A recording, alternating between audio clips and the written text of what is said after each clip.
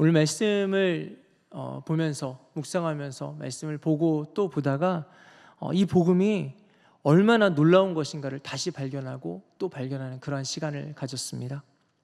그리고 하나님 주시는 마음이 복음을 곱씹는 것이, 우리가 복음을 곱씹고 또 곱씹는 것이 얼마나 놀라운 능력이 되는가였습니다.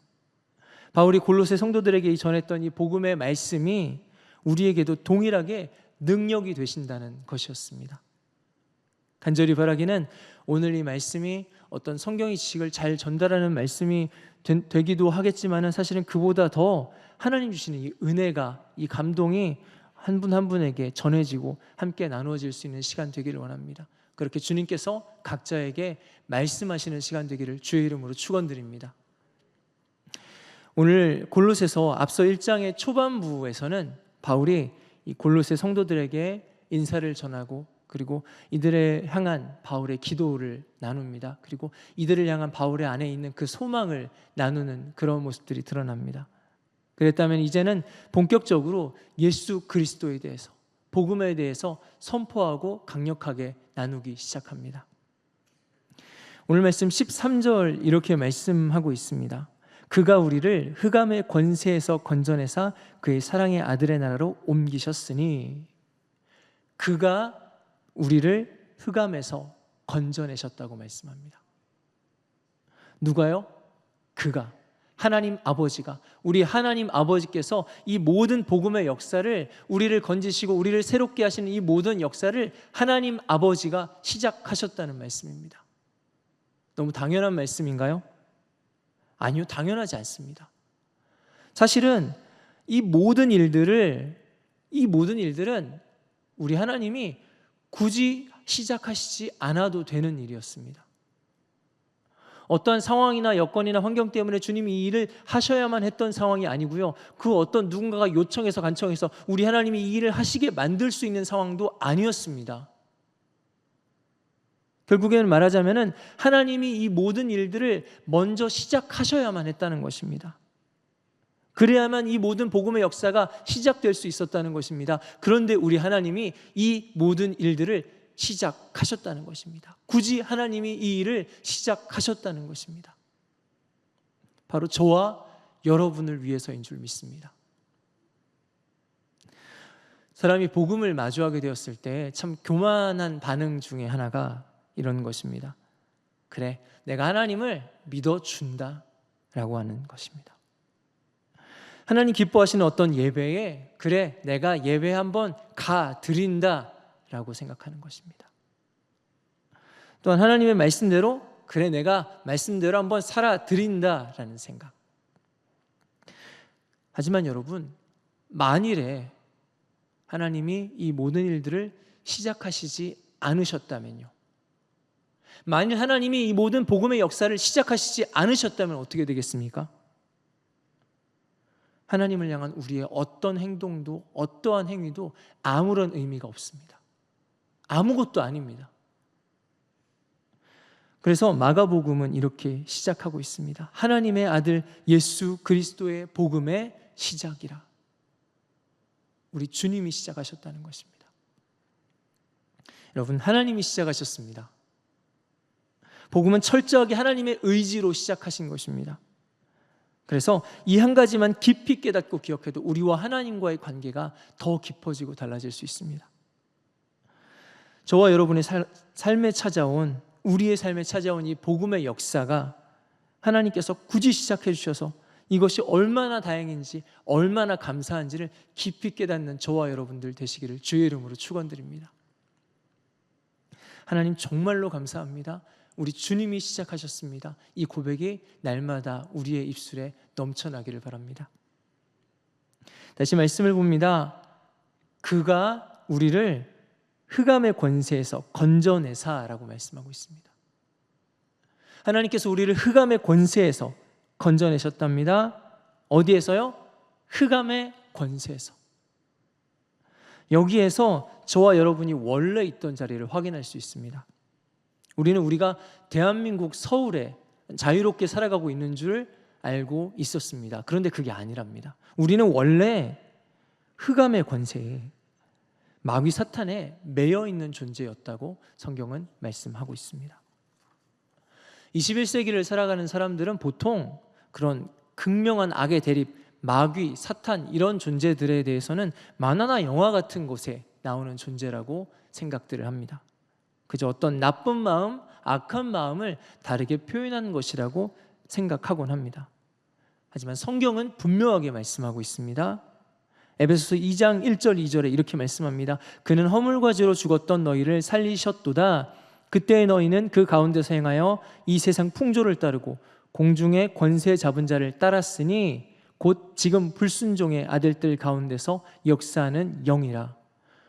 오늘 본문 말씀에서는 흑암의 권세에 매여 있는 우리라고 말씀하셨는데요, 에베소서에서는 허물과 죄로 죽었던 우리라고 말씀하십니다. 왜 그렇게 죽었을까요? 우리가 공중의 권세 잡은 자를 따라갔기 때문입니다. 이 세상 풍조를 따라갔기 때문에 그래서 죽었답니다. 그 공중 권세 잡은 자가 지금도 불순종의 아들들 가운데서 역사하고 있답니다. 그러한 영이 분명하게 존재한다고 말씀합니다. 사람들은 흔히 눈에 보이는 것만 인정하려고 합니다. 그런데요, 우리가 눈으로 보고 있고 손으로 만지고 있는 이 모든 것들, 이 세상을 만드신 하나님은 영이십니다. 성경은 영이신 하나님이 계시다는 것뿐만 아니라 또한 우리가 이 세상 풍조에 거기에 매여서 살아가게 만드는 그러한 악한 영도 분명히 있다고 말씀하고 계십니다. 그냥 내 안에 있는 나쁜 마음, 그런 나쁜 생각이 아니라 나도 죄 짓고 싶지 않은데, 다시 죄 가운데 넘어지고 싶지 않은데 도무지 죄의 속박에서 벗어날 수 없게 만드는 악한 영적인 존재가 있다는 것입니다. 눈에는 보이지 않지만은 우리를 얽어매고 이 세상 흑암의 권세에 매이게 하는 사탄 마귀가 있다는 것입니다. 신앙생활하는 중에 우리가 보통 깊이 생각하지 않고 지나치는 부분이 이 부분입니다. 우리가 보통 신앙생활을 시작하게 되시면은 하나님 계신 것은 절대 의심하지 않습니다. 거기부터 시작합니다. 하지만은 악한 영, 마귀의 존재에 대해서는 보통 그저 스쳐 지나갑니다. 하나님의 말씀인 성경은 악한 영, 이 땅의 흑암의 권세가 분명히 존재한다고 말씀합니다. 그런데 문제는 그 악한 흑암의 권세가 그냥 존재하기만 하는 것이 아니라 우리를 묶고 있다는 것입니다. 정말 그런지 아닌지 어떻게 알 수 있을까요? 여러분 혹시 어렸을 때 물가에서 물놀이를 하실 때 제법 깊은 강에서 달리기를 해보신 적이 있는지 모르겠습니다. 제법 깊은 강에서 달리기를 하게 되면은 나는 저 건너편까지 빨리 가고 싶은데 이 물이 나를 방해합니다. 물이 나를 가로막습니다. 때로는 물살이 나를 도로 제자리까지 뒤로 밀어내기도 합니다. 나는 분명히 전진할 마음이 있습니다. 진심입니다. 저기까지 건너가려고 하는데 도무지 앞으로 가지지를 않습니다. 그 강물 속에서는 여러분 강물에 매일 수밖에 없습니다. 마찬가지입니다. 우리가 정말로 하나님 뜻을 깨닫고 정말 구별된 모습으로 살기로 결단하고 결심합니다. 진심입니다. 그러면은 정말 이제부터는 구별된 모습으로 거룩하게 딱 사라지겠습니까? 저항이 있습니다. 뒤로 밀어내기 시작합니다. 그런데 이 저항이 기가 막힐 만큼 적재적소에서 우리를 뒤로 물러나게 만듭니다. 좀 더 정확히는 하나님 뜻대로 사는 그것을 방해합니다. 아까 물살은 힘센 사람이라면 어떻게든 힘으로 밀치고 지나갈 수 있습니다. 그런데 이것은 이 영적인 방해는 집요하고 강력해서 누구 하나 예외가 있을 수가 없습니다. 오죽하면 우리가 하나님 뜻대로 살아가려는 모습을 영적인 전쟁이라고 말씀하겠습니까? 죽고 사는 문제라는 것입니다. 죽도록 싸워야지 이길 수 있다는 것입니다. 여러분은 자유롭다고 느끼고 살아가고 계십니까? 우리는 자유롭다고 보통 다들 생각하지만은 사실은 사람은 무엇인가에 매여 있습니다. 어떤 이는 혹시 내일 쓸 것이 없으면 어떡하지라고 고민하고 두려워하면서 살아갑니다. 무언가 혹시 누군가가 나의 안전을 위협하고 나를 그렇게 해하면 어떡하지라고 두려워하는 마음을 가지고 살아갑니다. 사랑받지 못하면 어떻게 하나? 남들이 나를 미워하면 어떻게 하나라고 두려워하면서 살아갑니다. 말로 표현하지 않지만 우리 안에 있는 두려움들입니다. 우리는 그런 얘기들을 듣곤 합니다. 이 나이 돼서 모아놓은 게 이것밖에 없으면 그 다음 어떻게 할 건데? 어떻게 하려고 그래? 사람이 그렇게 약해가지고서야, 그렇게 강하지 못해서야 어떻게 이 험한 세상 살아갈 수 있겠어? 자네 더 사랑받으려면 지금보다 그래도 이만큼은 더 잘해야 되지 않겠나? 늘 귀에서 우리 귓가에 속삭이는 것 같습니다. 그렇게 우리는 두려움 속에서 어떻게 해서든지 필사적으로 이 두려움 속에서 이겨내려고 살아가려고 발버둥치며 살아갑니다. 정말로 그렇게 열심히 살아가는데 대부분 참 신기한 것이 자기가 그 두려움에 매여 있다는 사실을 알지 못하고 살아갑니다. 그냥 열심히 산다고 생각합니다. 그냥 최선을 다해서 산다고 생각합니다.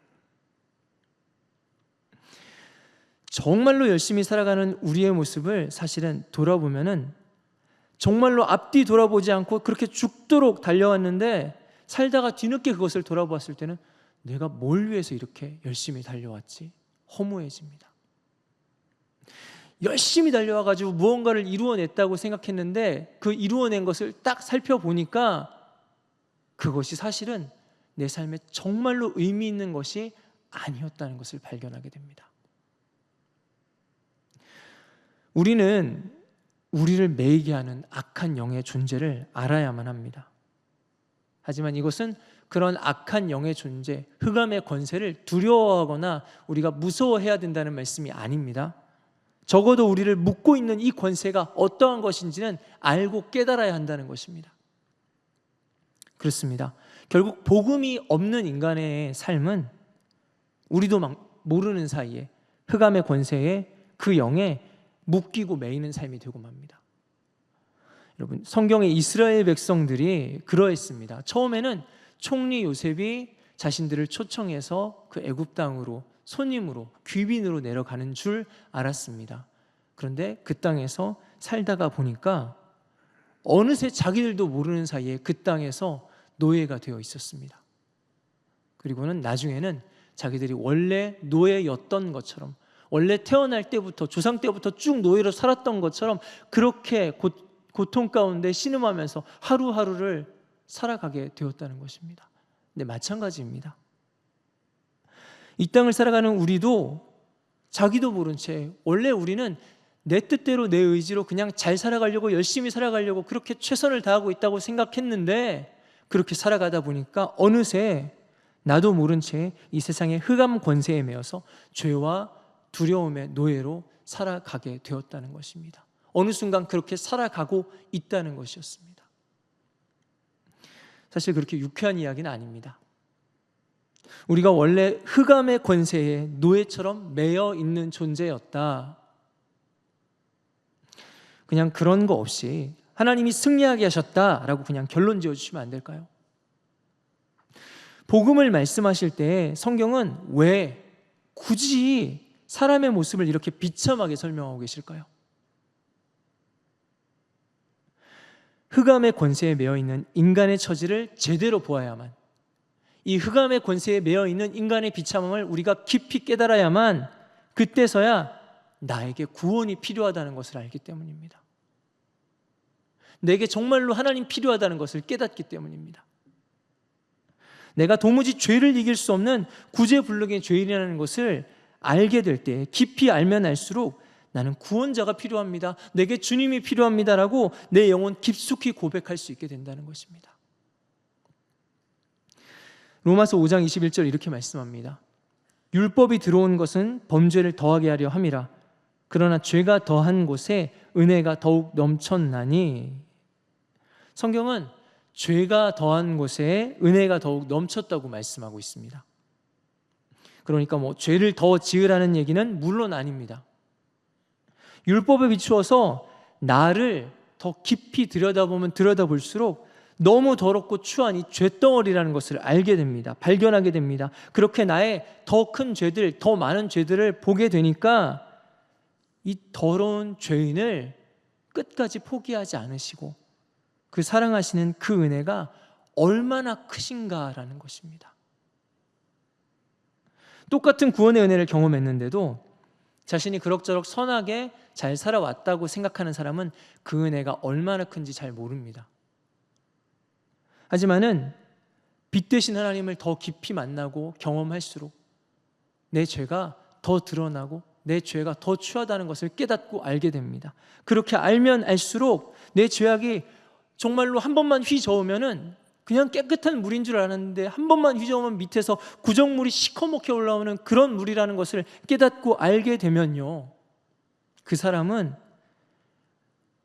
경험하는 은혜는 다릅니다. 놀랍습니다. 경이롭습니다. 어떻게 하나님이 이런 나를 사랑하실 수가 있지? 이렇게 더럽고 구정물 같은 내 모습을 하나님 다 아실 텐데 어떻게 하나님이 그래도 나를 사랑하시지? 그 은혜가 놀랍습니다. 그 은혜가 감당할 수 없게 밀려옵니다. 정말 죄송한 말씀이지만은 저와 여러분은 하나님의 사랑을 받을 만한 그런 존재가 되지 못합니다. 우리의 죄성은 아직은 드러난 우리의 죄성은 빙산의 일각에 불과합니다. 아직 우리는 우리의 바닥을 다 보지 못했습니다. 그 안에 숨어있는 내 안에 아직 드러나지 않은 악하고 추한 죄성들까지 생각한다면 사랑받기는 애초에 틀렸습니다. 그런데도 사랑하신답니다. 그것 다 아시는데도 상관없이 사랑하신답니다. 우리가 아직 죄인 되었을 때에 하나님 우리를 먼저 사랑하셨습니다. 여러분, 우리가 믿는 하나님 참 이상한 분이에요. 누구나 예쁜 것, 깨끗한 것, 선한 것, 그런 것들 좋아하는데 우리 하나님은 이 추하고 더러운 죄인을 사랑하신답니다. 혹시 우리가 이 감당할 수 없는 사랑을, 우리가 어떻게 이런 사랑 받을 만한 사람이에요? 아닌데 이 감당할 수 없는 사랑을 우리가 받아들이지 못할까 봐, 믿지 못할까 봐 성경에 수십 번, 수백 번씩 사랑한다, 사랑한다, 사랑한다라고 우리에게 알려주시고 고백하시는 것이 우리 하나님이십니다. 여러분, 때로는 우리가 보기에도 내 모습이 만족스럽지 못하고 하나님 앞에 온전치 못한 모습, 때로 부끄럽고 내가 보아도 추하게 느껴질 때 있습니다. 하지만 그럴 때 꼭 기억해 주시길 바랍니다. 하나님은 이런 나도 사랑하십니다. 다시 오늘 말씀으로 돌아옵니다. 13절 말씀 다시 보겠습니다. 그가 우리를 흑암의 권세에서 건져내사. 이제 하나님께서 우리를 그 흑암의 권세에서 건져내십니다. 그리고 우리를 그의 사랑의 아들의 나라로 옮기십니다. 한 아이가 있었습니다. 이 아이는 인형을 참 좋아하는 아이였습니다. 자기가 제일 좋아하는 토끼 인형을 이렇게 꼭 끌어안고 그렇게 돌아다니는 것을 좋아했습니다. 그런데 하필이면 비 오는 날 돌아다니다가 그 진흙탕에, 그것도 진흙탕이 아주 물이랑 섞여가지고 제일 더럽고 엉망진창이 되어 있는 그 진흙탕에 인형을 떨어뜨리고 말았습니다. 마침 그때 자동차가 지나가다가 인형을 밟고 지나갑니다. 찌그러지고 더러워지고 진흙탕에 다 젖어서 엉망진창이 되어버렸습니다. 만약 여러분이 부모님이라면은 이 아이에게 이 인형을 그냥 집어서 옜다 하고 다시 품에 건네주시겠습니까? 아니요. 그럴 수 없죠. 할 수만 있다면 묻은 것들을 다 털어가지고 주시려고 하실 것입니다. 그 정도는 안 되겠죠. 이 인형을 따로 가져다가 세탁기에 빨아가지고 깨끗하게 해서 주실 것입니다. 아니, 할 수만 있다면 아예 소독까지 해가지고 이 인형을 돌려주실 것입니다. 여러분, 그렇습니다. 다시 그 정도는 돼야지 다시 품에 안길 수 있습니다. 다시 품에 안기려면 그 정도는 돼야 되지 않겠습니까? 그런데 우리 하나님께서는 흑암의 권세 아래에 있어서 죄에 너무 깊이 물들어버린 우리를 건져내셔서는, 자, 이제 이 죄성을 어떻게든지 털어내고 쓸만한 새 사람을 만들어 봐야 되겠다. 그래서 저쪽에 있는 어떤 특별한 재활원에 보내가지고 이거 진짜 쓸만한 인간 한번 만들어 봐야 되겠다라고 하시지 않으신다는 겁니다. 죄성에 가득한 우리를 그곳에서 그 묶임에서, 매임에서 건져내십니다. 그런데 건져내셔서 우리를 어디로 옮기십니까? 하나님의 사랑의 아들의 나라로 옮기신답니다. 우리가 하나님 믿으면은 갑자기 깨끗해지고 거룩해지고 선해질까요? 아니요, 그렇지 않습니다. 우리의 모습이 그렇게 쉽게 변하지 않습니다. 사람이 잘 변하지 않는 존재예요. 특별히 이 죄성의 문제만큼은 우리가 결심하고 결단한다고 그냥 한 번에 해결되는 그런 문제가 아닙니다. 우리의 죄성의 문제가 그렇게 해결되는 것이 아닌데요, 사실은 우리의 상태는 그대로입니다. 즉 우리의 상태는 그대로인데 하나님께서 우리의 소속을 변화시키신다는 것입니다. 다시 말씀드립니다. 우리의 상태는 그대로인데 하나님께서 우리의 소속을 옮기신다는 것입니다. 어디로요? 그의 사랑의 아들의 나라. 여러분, 동화책에 나올 만한 아주 쉬운 질문 하나 드리겠습니다. 저희 아이들 동화책에 나오는 얘기인데요, 동화책에 나오는 도깨비 나라에는 누가 살까요? 도깨비요. 한 번 더 여쭤보겠습니다. 그러면 아들의 나라에는 누가 살까요? 아들이죠. 여러분, 하나님이 우리를 아들의 나라로 옮기셨다고 합니다. 아들의 나라로 우리의 소속이 바뀌어버립니다. 즉 너는 이제 내 아들이다 라는 말씀입니다. 흑암의 권세에 매여 살다가 엉망진창이 되어서 도저히 감당할 수 없게 된 그런 우리의 모습인데, 어떻게 말하면 소위 말하는 밑바닥 인생으로라도 다시 시작할 수 있게만 해주신다면 감지덕지라고 생각할 만한 그런 우리의 인생인데, 하나님이 그게 아니라 왕이신 하나님의 아들로 살게 하시겠답니다. 우리를 왕의 아들 삼으셨습니다. 말씀을 정리합니다. 우리가 아직 죄인이었을 때 하나님께서는 이미 이 복음의 일을 시작하기로 작정하셨습니다. 여러분 아시죠? 우리 하나님이 시작하시면 누구도 막을 수가 없습니다. 이제 하나님께서 시작하신 이 복음의 역사는 계속 이어져 갑니다. 우리는 원래 마귀, 사탄, 이 흑암의 권세에 매여 있는 그런 존재였는데, 그런 노예 신세였지만은 이제는 우리는 하나님의 아들의 나라에 속해 있습니다. 그냥 노예 신세를 면한 정도가 아니고요, 저와 여러분은 왕이신 하나님의 자녀라는 것입니다. 이것이 하나님이 우리에게 말씀하시는, 허락하시는 복음입니다. 그렇다면 혹시 오늘을 살아가는 내 모습이 주님 앞에 온전치 못하게 보일 때에도, 어쩌면 지금 고난이 나를 뒤엎어서 야 이러다가 내가 죽겠구나 라는 생각이 들 때, 여러분 꼭 기억하시기 바랍니다. 우리는 소속이 바뀐 사람입니다. 하나님을 알기 전에 그 사람이 아니라는 얘기입니다. 그러니까 여러분 스스로에게, 사람들에게, 세상에 말해주시길 바랍니다. 나는 예전에 그 사람이 아닙니다. 나는 이제는 왕의 자녀입니다. 당당하게 분명하게 알려주시고 선포하시길 바랍니다. 여러분, 지금 우리의 상황과 환경이 또 내 모습이 이렇다 저렇다 해도 절대로 여러분 작아지거나 주눅들지 마시기 바랍니다. 저와 여러분은 왕의 자녀인 줄 믿습니다. 여러분, 이 세상이 끝나고 천국 가서까지 영원히 변하지 않는 사실 한 가지는 우리가 왕이신 하나님의 자녀라는 사실입니다. 그 사실을 붙잡고 이 복음을 우리 마음에 더 깊이 새기고 오늘도 주님께 더 가까이, 아버지 하나님께 더 가까이, 더 왕의 자녀답게 그렇게 살아갈 수 있는 저와 여러분들 되시기를 주님의 이름으로 축원드립니다. 기도하겠습니다.